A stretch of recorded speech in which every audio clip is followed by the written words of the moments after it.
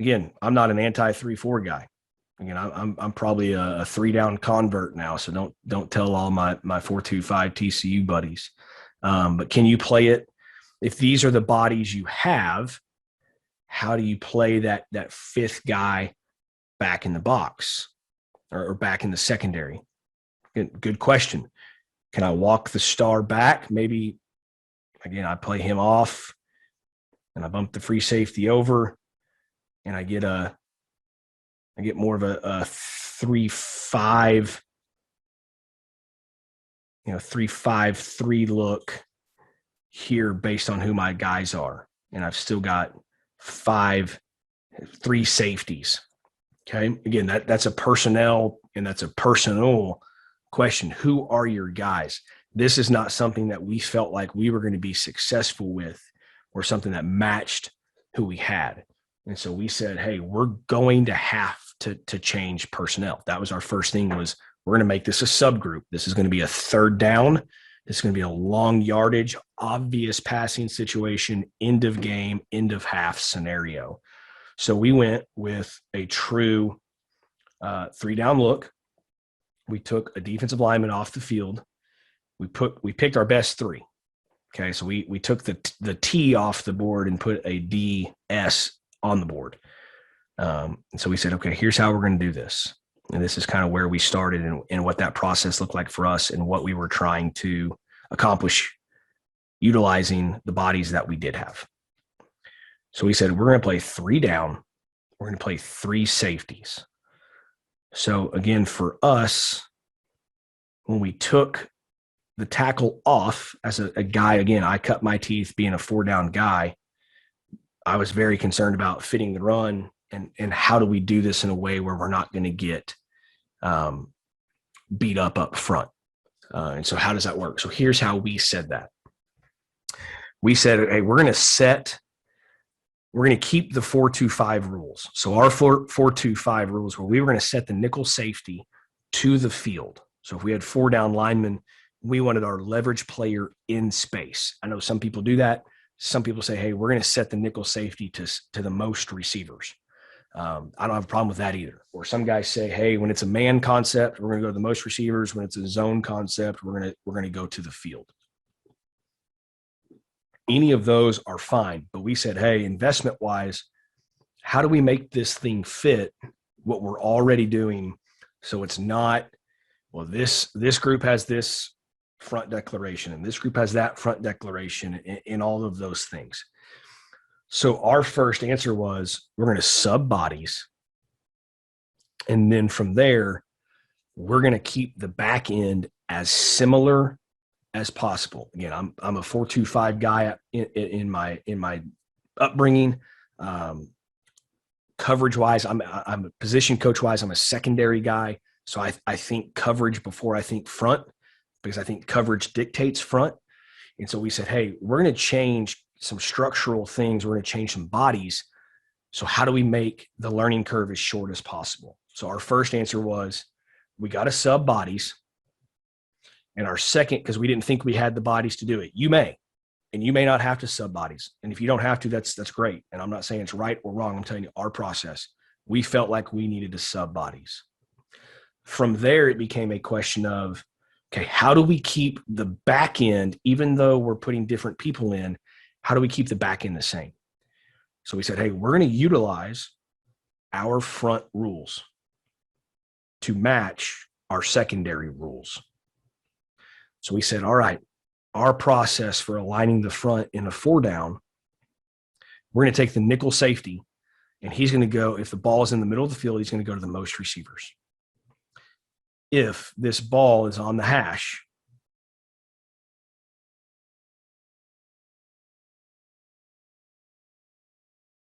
okay, if we get this look and the ball's on the hash, our base rule 4-2-5 was we're going to set the nickel safety of the field. We want the extra body over here in space.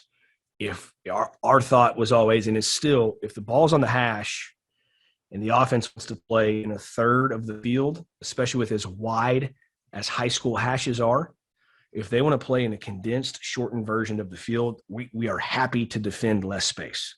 We will have answers built in. If you want to play in the phone booth, we'll play in the phone booth. It's kind of our mentality. So we're going to set the nickel to the field.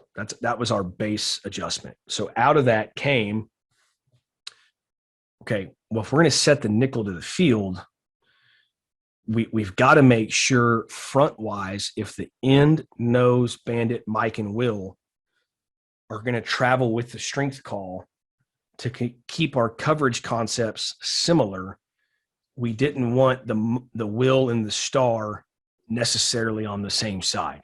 We wanted to keep those guys separate because we knew out of a 4-2-5 concept, if we always set the star to the field, that we could always get the Will opposite.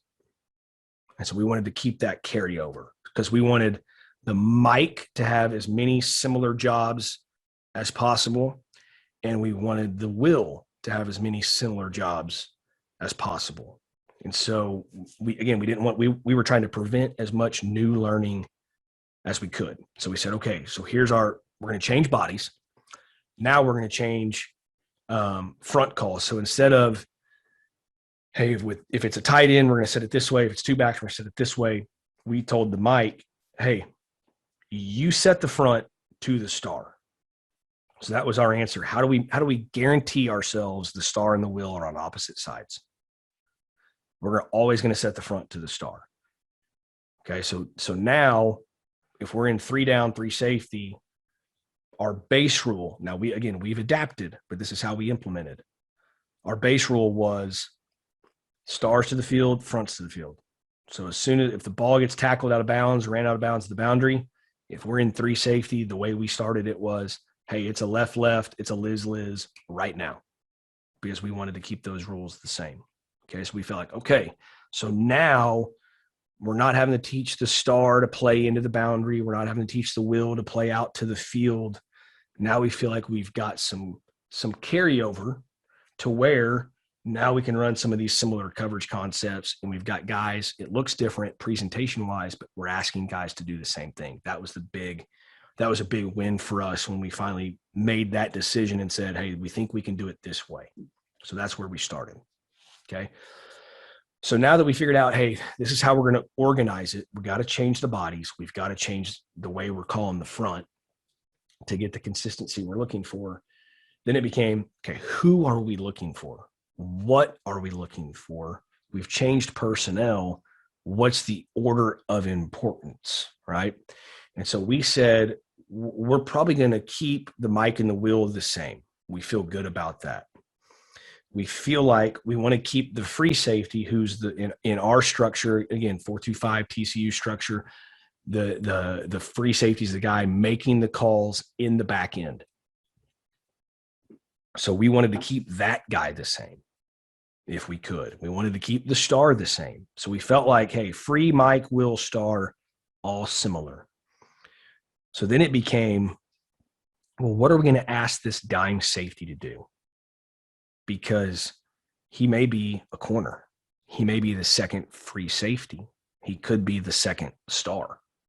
What are we asking him to do? So I think that's where you've got to, again, evaluate your program and your roster and what you're doing, because you don't want to put a guy there who can't do what you're asking him to do. If he's going to be down in the box and you're going to play middle of the field open like we do, cover 8, what we call cover 8, zone match, and he's going to be a box fitter and a run fitter, but he's a corner who's allergic to contact, that's probably not going to put that kid in a situation to be as successful as you'd like him to be. But if you're using it as a third down package and you're saying, man, we're going to play that guy deep, he's going to be the middle of the field post player, he's going to give us protection, and we're going to play all of our other concepts, but we're going to have another guy there to defend the deep middle portion of the field. We're never going to ask him to get in a run fit because we're only going to run this on 3rd and 10. Yeah, you can play that corner guy, or you can play that jump ball type of defender. So again, what are you trying to get out of him? We wanted to start to play pass coverage. So if you think back to that second video we walked through, or that first video we walked through, we took our best receiver and we put him here because he was our best jump ball, go get it type of kid. That's how we did it. So we left everyone else the same in the back end, and we said, we're going to add our best pure, he's here to defend the pass. He's here really to defend the jump ball type kid.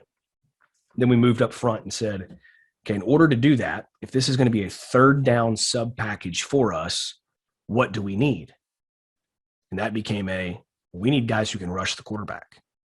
If we're truly going to live in a sub personnel world, can we get pressure with 3?